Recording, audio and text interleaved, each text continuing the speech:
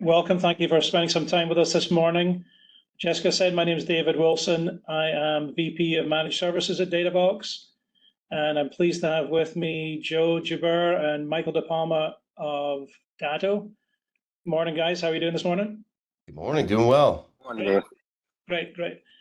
Well, looking at the number of attendees we've got today, that cybersecurity is still a very hot topic. So we have a lot of interest today. I'm pleased to see that. So hopefully it'll be worthwhile. Our intention is not to have a very technical presentation today.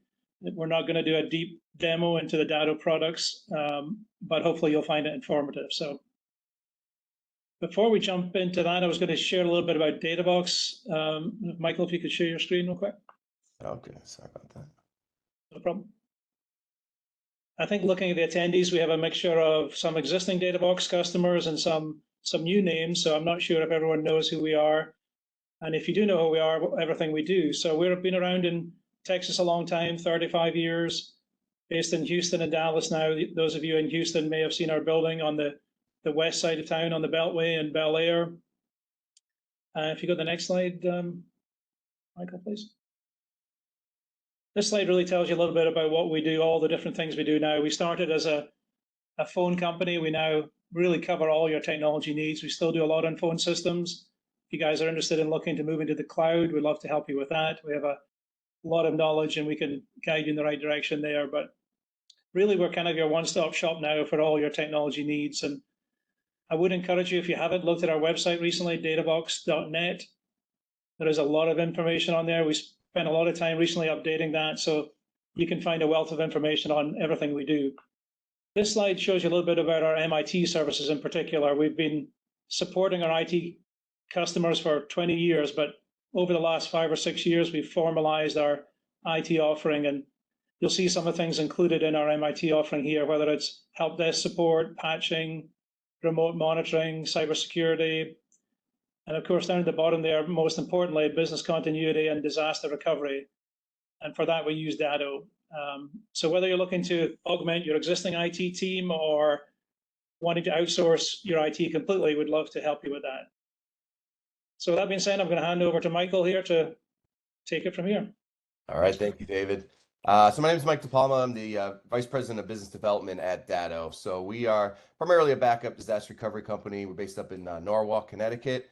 I've been around about 8 years, so having these conversations about cybersecurity for a long time, and it's been very interesting to really see how it's evolved.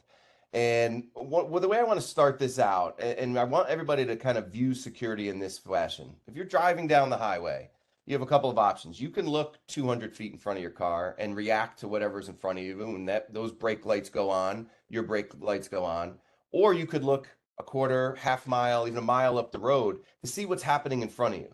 You see the brake lights going on, now you can move over. You could see an accident or a car pulled over. Now you're anticipating those things. This is how we're going to win the battle against these criminals on the security side, not being reactive, but instead putting together a plan. This is the most critical piece of this. If you were to take away one thing from this presentation, it's putting together a plan.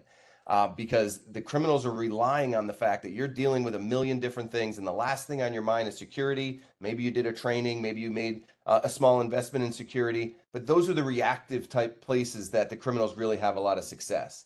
And we've really seen an evolution in the topic of cybersecurity. Any technical presentation you go to is going to be focused on security nowadays. That's just the reality. But it really has evolved. Security is more focused on the protection of that data. What are we going to put in place to make sure these criminals never get in? And obviously it's critical to what you need to do. Everybody needs to have a security plan. Cyber resilience looks at things a little bit differently. That's why normally if I'm talking to a business owner or an in-house IT person, I ask, how resilient is your business currently? And I usually get a couple of different looks. Some people, it's just deer in the headlights, not really understanding what it is. Some people think they do, and they start to kind of talk to me about what they have in place, but still it's really just focused on the security side. And then you have some folks that really want to get into that conversation and say, yeah, we do have a cyber resilience plan. We have a disaster recovery plan, incident response plan.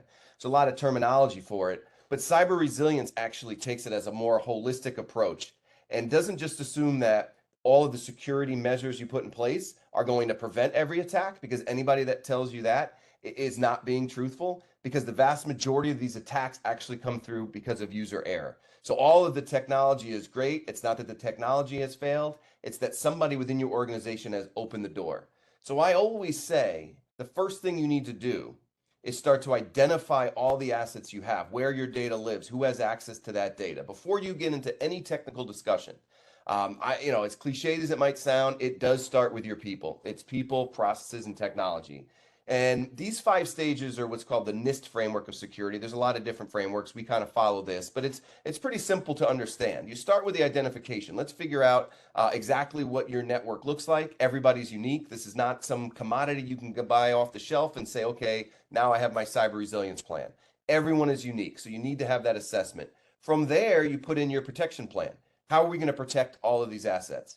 But then the bigger question is, what happens when an attack occurs? This is where a lot of folks and a lot of businesses kind of stop. How quickly are you able to detect that an attack has occurred?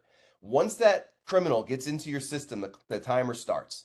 And they don't necessarily want to let you know they're in your system for a long time. They want to see exactly who has access to what. If I could potentially get someone with admin access, I can get my hands on a lot of different things. One of the first things they're going to do is go and try to attack that backup. So detection and the speed in which you can detect that is critical. So it's something you have to be able to answer within that plan.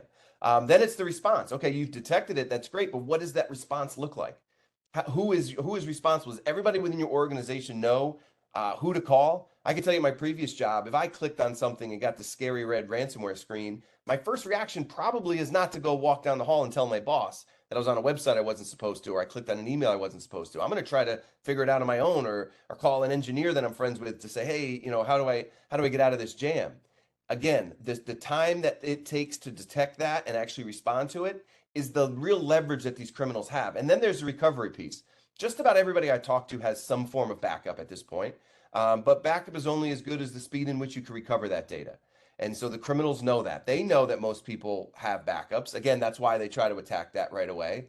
But even if you do have a solid backup, how long is it going to take you to get your business, not just that data back onto some other device, but into a true production environment?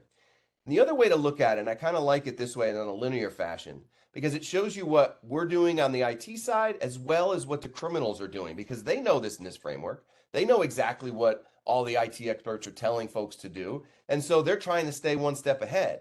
And so in the tech space, we call it the right-hand side of the boom. That's the cyber resilience part. What happens in that boom is any kind of event. Now, it most likely will be some sort of cyber attack event, but it could be a fire, a flood, a tornado. It could be a hardware failure. The idea is what happens on the right-hand side of the boom, because the stats that everyone is giving out, we do a study every single year specific to ransomware, which we'll get into in a little bit. Our study has shown that the average length of downtime before a business is back and fully operational is 20 days from the moment that attack occurs. The FBI and the Department of Homeland Security, their number is 16.2 days. The insurance space varies, but on average, it's about 24 days. So again, all of us are in the same ballpark. We're talking about weeks, not minutes or hours or even days. And so when you look at what the criminals are doing, you're putting together your protection plan. Well, now they're doing their reconnaissance. These are not emails that go out that look like they're from your long lost uncle wishing, promising you $10 million in their will. When you hear the phrase socially engineered spear phishing attack, what that means is we all give a lot of information very freely. We have to at this point. You can go to my LinkedIn page right now and you can find out where I went to school, my previous employers, how long I've been at Datto, what my title is, all these things. So now when that email comes out, it's going to look like every other email in your inbox. And that's how these criminals are so successful. The vast majority of attacks are still happening with phishing emails. They don't have to change their business model because it's working so well. So that's what they're doing on the front end, that left-hand side of the boom. As you're trying to put together your security plan, they're figuring out a way to get in. And then once they get in, well, that's when they get to have a lot of fun and they get to get their hands on a lot of different things. And so that right-hand side of the boom, that's again when that ticker starts. And are we talking about 16 days, 20 days, 24 days? One of the scariest stats that's been very consistent over the last several years, and this comes directly from the FBI, is that on average, about 60% of small businesses that are down for a week or more are close their doors within 12 months. And for somebody that goes around and does a lot of these educational webinars, I kind of take offense to it because it clearly, whatever I'm saying is not resonating properly, because I'm trying to really show folks that this is the leverage that they have. And it's not because that business will never get their data back. Again, it's the speed in which they can do that. And so there's a lot of ways to go about this. When you talk about penetration testing, this is critical for a lot of different reasons, depending on what industry you're in. A lot of times regulatory reasons mean you have to have a penetration test. And this is going beyond just a scan of your network. This is actually trying to find those vulnerabilities and actually getting into them. And, as a child of the 80s, everybody, loves Mike Tyson. But that quote really could be applied to a lot of different things. That's everybody has a plan until they get punched in the face. You could have everything written out, and that's great. What a penetration test is saying, oh no, you have these protection plans. We're actually able to find a vulnerability here and get in. And then it goes back to that full cyber resilience plan is, okay, if this were to happen and I was an actual hacker and if I was able to get in, what would I have done? And more importantly, what would you have been able to do? What is that response plan? And it's actually really critical too if you're in the market for cyber insurance. They have really changed their underwriting process because, in fact, 2022, they lost money. Insurance industry does not like to lose money. So they've done a couple of different things. They've increased rates and they've made it harder to get cyber insurance. They actually are deeming a lot of businesses uninsurable right now. So I recommend, even if you're not in the market for it, go through the process of the application. Get an understanding of why are they asking these questions. Let's not just check off the boxes for the sake of checking off the boxes, but why is the insurance industry concerned about this? Well, because they have actuary tables that say the businesses that aren't doing X, Y, and Z, they're a much bigger risk to us. It's the smoker versus non-smoker. And so all of those things are critical. And so we all know we're under attack, all of us. Now we see the big sensational stories in the news. We saw at the beginning of the pandemic, a lot of hospitals, large hospitals, even smaller medical offices were being attacked because these guys are very opportunistic. They're businessmen. So what industry was under more pressure in 2020 into 2021 than the healthcare industry? So that's where they focused their attacks. As we saw things move on and we went into the end of 2021 to 2022, manufacturing, supply chain, you saw all of those stories in the news. And those stories are, sensational, and that's what's the clickbait part of it. But a lot of times at the small to medium-sized business level, it gives them the false sense of security that all the stories I read about are these large Fortune 500 companies, municipalities went through a wave of that, school systems, police departments. Why would they want my data? I'm just a small business. The thing about ransomware is they don't care what your data is. That's the genius behind it. Yeah, 10, 20 years ago, they would attack the businesses that had data that they could steal and sell on the dark web or do different things with. With ransomware, they don't care what your data is. All that they know is that you need access to it, regardless of the size of your business, the type of industry you're in. If you don't have access to your data, you can't operate. So as long as they have it and they're holding it hostage, they know they can get a lot of folks to pay. And so the small businesses are very attractive. And think about these guys as salespeople. There's two different types of sales reps. There's the home run hitters that go out and try to attack the large companies with hopes of getting 7, 8-figure payouts, or those singles hitters that says, I can attack thousands of small businesses every single day, knowing that I'll have a higher percentage of getting in, but more importantly, a higher percentage of actually getting paid, because a lot of businesses cannot float that. At the small business level, only about 25% of these attacks are being reported for a couple of reasons. One, the FBI is not going to get involved in anything under $250,000, maybe even higher. And so they want you to report that data, but they're not going to put any resources into it. But more importantly, those businesses don't want the news getting out that they've been attacked. They don't want the news to be, hey, I'm the business in my area, in my industry that's been attacked. So they try to sweep it under the rug. And that's why so many people just pay the money so that they can get their data back. So it's a very attractive space.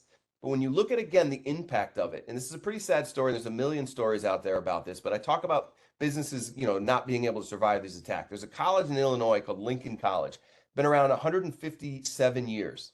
They were attacked in December 2021, right during enrollment season. It took them 3 months to get all of their data back. By the time that had occurred, enrollment had dropped to the point where they had to close their doors. A college that had been around 157 years. And again, it wasn't because they couldn't get their data back. It was the speed in which they could do it and the timing of it. Again, these criminals know when to attack. They will, if you're an accounting firm, they will attack you during tax season, right? If you are a university, they're going to attack you during the enrollment periods and things like that. So it's really scary. And when you look at the speed in which this ransomware virus epidemic has happened, I mean, it's really over the last 6 or 7 years become the most prevalent type of attack. And it's been around for 30 years. The idea of ransomware is not unique. Really, the shift became the rise in cryptocurrency, to be honest with you, because now they had a way to marry these two very easy delivery system. Usually, again, it's a phishing email, but now they're not asking for an ACH payment that can be reversed. They're not asking for a credit card that could be, again, reversed or denied. Instead, once that money goes out, whether it's Bitcoin, Ethereum, whatever those cryptocurrencies are, you're not getting it back. And so when you see these big spikes in Bitcoin and everybody's got that friend that became a millionaire overnight when it went up to 60,000, and those are all cool, the criminals are the ones that became billionaires over this because they've been accumulating Bitcoin through these attacks when a Bitcoin was $100, when it was $500, because this is the way they've been getting it. So the genius behind it is actually more than just the money that they can extract from you. I saw a stat in a recent event I was at that if you were to aggregate all the money that these criminals make, they would actually be the 9th largest economy in the world, larger than Canada, larger than Brazil. That's why we're seeing so many of the really best and brightest go over to the dark side, because it's a place where crime can be committed with a lot of lucrative opportunities with very little risk of getting caught. People don't barge into, banks anymore, guns ablazing. They do it on the cyberspace. And so what can we do about it? And it comes back to that cyber resilience plan, that business continuity. And there's a million acronyms we can give you. The two that are really critical to this are your RPO, your recovery point objective, and your RTO, your recovery time objective. The recovery time objective is what's critical. Your RPO just basically means how much data are you at risk of losing at any given time. So simply put, how often are you taking those backups? Is it daily? Then you're saying to yourself within your cyber resilience plan that I could absorb losing a day's worth of data. And you're not highly transactional, that could be fine. Most businesses are hourly or even more often than that. But that piece is the first piece of leverage they have. If you're not backing up your data and those backups aren't being tested, you've got no other recourse but to pay. But that right-hand side of the screen, that right-hand side of the boom is your recovery time objective. How long can you be down before it seriously starts to impact your bottom line? Again, would it be 16 days, 20 days, 24 days? Is that something that your business can survive? And that's the question that we really need to answer. To be able to check off both of these boxes, because those are the two pieces of leverage that these criminals have. So what continuity looks like, it really flips things on its head. Instead of just backing up data at the file and folder level, what business continuity does is takes a full snapshot of that server, or it could even be a critical workstation. So it's capturing, yes, all of the data, but also the operating systems, the application. That data is then mirrored over to an on-premise device and then subsequently sent off to 2 data centers. We have 2 here in the States. We've got one in Pennsylvania, one in Utah. Simply put, we chose those locations because they're on opposite sides of the country, because natural disasters do occur, and we want to make sure that you've got that geo redundancy. But those are full copies of that data, and what it allows you to do is a couple of different things. You're going to go and sit down and say, okay, I want to figure out my recovery point objective. If it's hourly, great. I'm going to set up these active backups that are all going to be automated, automatically tested. But what's happening is a full backup is not being taken of that server. We're just looking at the incremental block level changes that are happening between those 2 points in time. So it gives us the ability to do a couple of different things. One, and the most importantly, we can now create what's called an inverse chain. So instead of being layered upon previous backups, I mentioned the criminals trying to get in and encrypt those backups. These are all independent instances in time. So if you're hit at 11 o'clock in the morning, you know that that 10 o'clock backup is secure. It also gives you the ability to detect ransomware as it's occurring, not by looking at individual variants, because those are popping up by the minute, but instead the footprint that all of these ransomware attacks occur. We had a bunch of engineers who had a lot of fun going on the dark web, getting live ransomware viruses and attacking servers to see exactly what that footprint looked like. So now all of a sudden these backups are going along. They all look relatively similar. Ransomware occurs, and now every single file and folder has changed. It's going to jump off the screen. And alerts are immediately going to go out and say, hey, this looks like every ransomware attack we've seen. You might want to look into this. And oh, by the way, here's your last clean backup. So it gives you the ability to now say, I can virtualize this server. And this is the critical piece of this. And this is what that image-based backup allows you to do. Instead of your first reaction being, okay, I got attacked. Let's go start restoring this data. Let's go find a new server and start restoring that data. Your first reaction needs to be, I need to get everybody in my office back up and running. I need to have everybody business as usual. And that's what the virtualization ability allows you to do, to actually have this on-premise device operating as your server, taking active backups in the state. You could be in this virtualized state for several hours, days, weeks even, while there's forensics being done on that impacted server, while you're waiting for a new server to be in place, put all those applications and operating systems, and then be ready to bring that data back. So now you're getting back to where you were, not the moment that Jim down the hall clicked on the malicious email, but instead the moment where you needed to be to get that data back. And you can actually start that restoration process while you're still in the virtualized state. So now what we're doing is we're taking that potential week-long, 2 weeks, 3 weeks long of downtime and reducing it to literally minutes or hours, and being able to say, okay, I can get everybody operational. I've taken away the leverage of that right-hand side of the screen, that RTO, and made it a manageable amount of time. I'm able to do that either locally or from either one of those data centers I mentioned. There's full image-based backups. You could fully spin up. We see that all the time during hurricane season. There's thousands of businesses operating out of the data centers while their server rooms are being drained out. And again, it allows you to now be able to start answering those questions. And it's, again, very simple. You could see each one of those data points, those points in time, and say, okay, my 1 o'clock backup was impacted. I could roll back at 12 o'clock. I could virtualize this. And now I've lost that maximum an hour's worth of data. But in the meantime, everybody has access to what they need. This is how we win that fight. And the automation of testing is critical too. Everybody thinks they can answer that RPO question until you ask them who's testing those backups. And if nobody's testing them, that little star on the left-hand side of the screen can easily jump from 1 hour to 3 weeks because nobody's been testing them. And so we're also seeing, as data moves up to the cloud, whether it's Microsoft 365, G Suite, all these different places, the criminals are following that as well. They know that we were moving to this. We all knew we were going to get to this space where, we're going to have all of these assets. And thank goodness that's what kept us, alive during the pandemic when everybody was kind of working in different places. But this is where the money is going, and the criminals will follow that. Yes, most of the attacks you hear are about on-premise Windows-based servers. That's just because still a lot of the data still lives there. As the data migrates to the cloud, we are seeing viruses, ransom cloud, these type of things. And ultimately, whether you're working, we use Microsoft Teams and Microsoft 365, it's great. But all of these large vendors have what's called the shared responsibility model, meaning they're going to protect the integrity of their data center, but the data that lives within it is your responsibility. They're not responsible if there's a malicious deletion, an accidental deletion, if somebody opens the door and lets them in. The criminals are not going in to attack Microsoft 365 through brute force into Microsoft's cloud. That's not a smart business model. It's much smarter to get somebody who's untrained to allow you to open the door and allow access to all of those things. So this is right in their user agreement, right in their SLA, on their forums and all the rest. So that is what they are guaranteeing. And again, you have responsibility being the tenant. I've done a lot of presentations with Microsoft. We've done road shows together. We've gone on the road together. They will openly say that to an audience. You have responsibility. There is a shared responsibility here.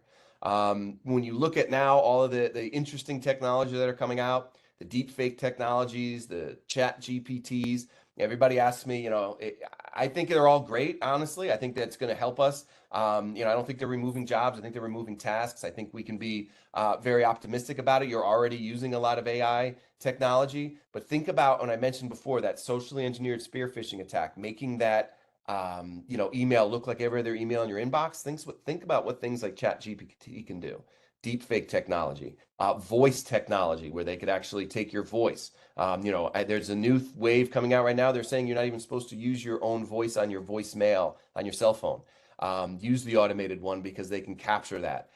Scary things, but AI is not something in general to be scared about. It's here, and regardless of whether you think it's scary or not, you're going to be living with it. But it allows these criminals to take that technology and adapt to it and see exactly what they could use to get into all of these different types of systems. So, if you think about where to start, there's some simple things you can do, right? It's not all about just spending money and throwing money at this problem. Understanding and creating this culture of security. Policies and procedures are critical. Again, if you're going to go and you're going to try to get a cyber insurance plan, they're going to want to slide a paper across the table and say, here are my policies and procedures. And I will tell you, as you're putting that in, get buy-in from your entire team.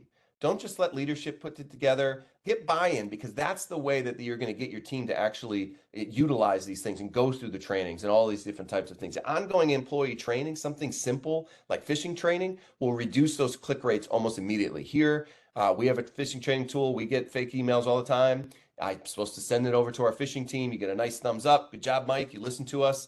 And all the rest. If I do click on something, I get a different congratulatory email. Congratulations, Mike, you just signed yourself up for an hour-long training because you clearly didn't listen to the last one. But you start doing simple things like that, you will develop this culture. Password management is critical. It's another one of those things that, you go look what the most common, password, still password 1.1234.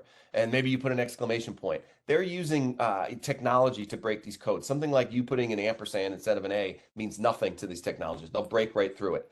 Multi-factor authentication, it's required across the board. If you want cyber insurance, it will become the law of the land. Every time I log in, I get a alert to my phone.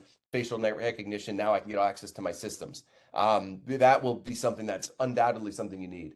Simple things, especially if you're still in a remote work environment or maybe a hybrid environment, not leaving your devices unattended. I spend my life on the road working at a Starbucks. It's amazing to me how many people leave their laptop open when they go to the restroom or go up to get a drink, and they're on public Wi-Fi. And I mean, it's just amazing how often that happens. Simple things. Again, if you get the buy-in from your team, you really start to understand that. Same thing with be careful what you click on. That's the common debate in my house with my wife. That, I stress it all the time, but I'll be the one day that gets clicks on the wrong thing. The AV, the malware protection, having a mobile device policy, thinking about all of the different things that we do on our phone right now. I couldn't live without it. And then that testing piece of it, that's the critical piece, making sure that, yeah, you have this plan in place, but are you testing that plan?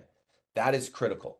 Having that incident response plan, if you were to take one thing away, if you don't have one, start. That's where I would encourage you to, reach out to David and his team to start those conversations. And again, start to think about what's happening down the road. Let's not be reactive. Let's be proactive and plan for what's coming, because you will be attacked. It's cliched to say, but it's not a matter of if, but when. And that's what we're seeing out there. So with that, we do want to, again, open it up to Q&A. I'd love to have any questions that come in. And I want to bring, David back on to see if, I missed anything or any additional thoughts you have.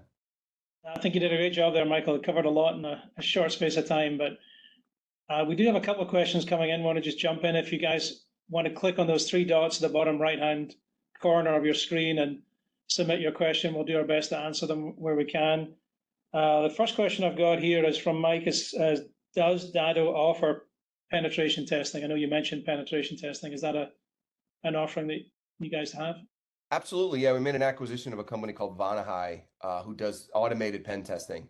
And it allows you, if you do have regulatory compliance issues that you need to check off, it will be able to do that. So it's automated. It's actually doing that pen testing. So again, we do have network scanning tools. This is true pen testing. So yes, if you are looking for a pen test, yeah, there's a solution out there. Okay, great. And another question here. You mentioned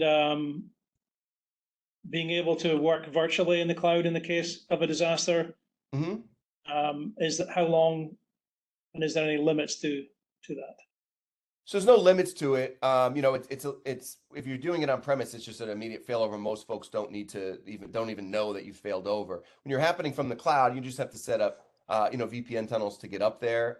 There's a lot of different ways to do it. What I encourage is you get quarterly DR tests, offsite DR tests, because what that allows you to do is not only understand if there's any sort of unique situations within your environment, but actually creates a ticket so that if you do need to virtualize from the cloud and something has occurred, and you do need to call the tech support, they've got a ticket so they know exactly what the fastest process is for you. There's a lot of different ways to do that. But again, like I mentioned, it's going to have the same performance. It's going to be bandwidth dependent, but there's not super heavy requirements in terms of bandwidth to get that up and running.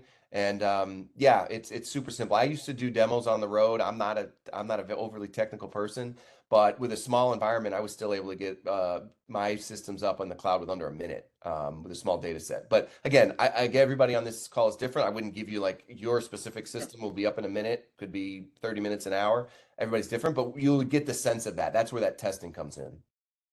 Sounds good. And I think you mentioned your data centers. There was a question about where they're located. I think you said that, but if you just yeah, so there's one in Allentown, Pennsylvania, and there's one out in Salt Lake City, Utah. It's military grade encryption in transit to the cloud and at rest, and it's what's called an immutable cloud. So you'll get that question a lot with regulations or with insurance, and that just means that once the data is there, it cannot be changed. So there's nobody within Datto that can change it. That again will probably be a standard, but these are data centers that we control. So we don't use third-party data centers. We protect a lot of data in there, about an exabyte of data, so you can count the amount of zeros in there. But extremely secure. We have the SOC 2 reports if anybody does need that, again, for compliance reasons. How much data was that? Exabyte? An exabyte of data. I know I used to always have to update I've been here doing these presentations for 8 years, so to see it grow, it's been pretty crazy. I don't know how many zeros that is, but it sounds a lot, yeah. Yeah, it's a lot. I have another question here from Greg. I think you touched on testing backups. How often should I be testing backups? I think you should test every single backup.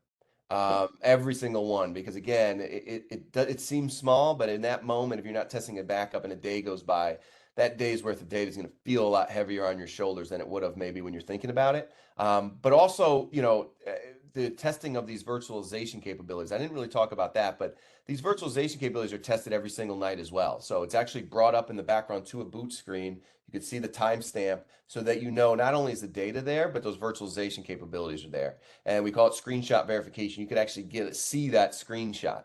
So now when you're coming in, you know that hopefully all the backups are there. If not, obviously you're now able to proactively go in and look at it. But also you know that those virtualization capabilities are available. So you're prepared on a Monday morning to know whatever happens today, I know I'm going to have my team getting the tasks done that they need to get done. Right. Yeah, I think that's something that's often overlooked, I must admit. It's something we insist that our MIT customers do on a regular basis, and we help them with that. Another question here. Sorry, I'll give one more point. I'm sorry. I'll say at my previous job, I was in construction management. We used to do massive school projects, hospitals, 100, 200, $300 million projects, and we would have to back up our data on on our own, just back it up onto a hard drive and lock it up in our desks. That was how we did this. And these are projects that were auditable 7 years. I remember when I left 8.5 years ago, being worried. All I had was an email to follow. Think about that. I was hoping I did it right. I haven't gotten a call, so knock on wood, I think I did it. I'm past the 7 years of the limitations there, and that's not uncommon, right? So think about how, we're backing up our data, we're checking off that box. Who was I at that point to be able to test any of that stuff? I wasn't testing it. Sure. Well, a couple more questions, and then we can wrap it up. But you mentioned Office 360 or Microsoft 365 backup. Does that cover SharePoint? Yes, it does. Yep, that was a feature we had added. And we had acquired a company about 2015 called Backupify, who was the leader in that space. And at that point, it was just the emails. But now, no, it's when you talk about Microsoft 365, you want it in its totality. And again, it's very simple. That's something that's happening in the background. It's very easy restores. A lot of times, even if it's just an email or a file that was deleted. Quick funny story about that. My wife's in marketing. She actually has her managed service provider uses Datto, and it was a Saturday, and somebody had deleted a shared file, and she was all frustrated. And I'm like, just get it recovered. You have SaaS protection. She was like, yeah, is that what you guys do? And I was like, do you listen to me at all? Do you know exactly what I do for a living? And within minutes, she had the file back. But it was just funny. I'm like, and we're sitting in this basement office listening to me do these webinars, and you never picked up on anything. So. Well, I'm glad she could use that knowledge. Yeah, something that I know we still hear from customers that they think Microsoft are already doing all that, but obviously that's not the case. Yeah, and if anybody wants to see the retention policies, I can get that over to you.